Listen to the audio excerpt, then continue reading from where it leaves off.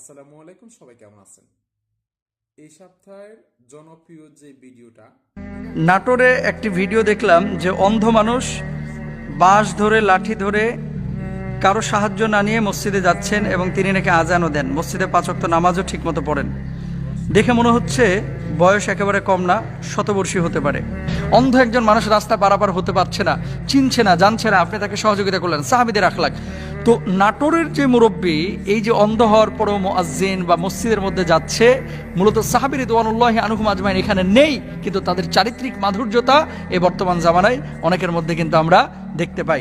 সুতরাং সুস্থ সবল মানুষ আমরা যারা এই দুনিয়ার জিন্দেগিতে জীবিত আছি, নিজেদেরকে অপরাধী মনে হয় না ভাই অনেক সময়? যে আমি সুস্থ হওয়ার পরও কেন আমি মসজিদে যাচ্ছি না, কেন আমি জামাতে যাচ্ছি না? আপনি ঘরে নামাজ পড়লে আপনি যে পরিমাণ সওয়াব পাবেন এর চাইতে 27 গুণ সওয়াব আল্লাহ সুবহানাহু ওয়া তাআলা জামাতে নামাজ পড়ার কারণে আপনার আমল নামায় দিবেন।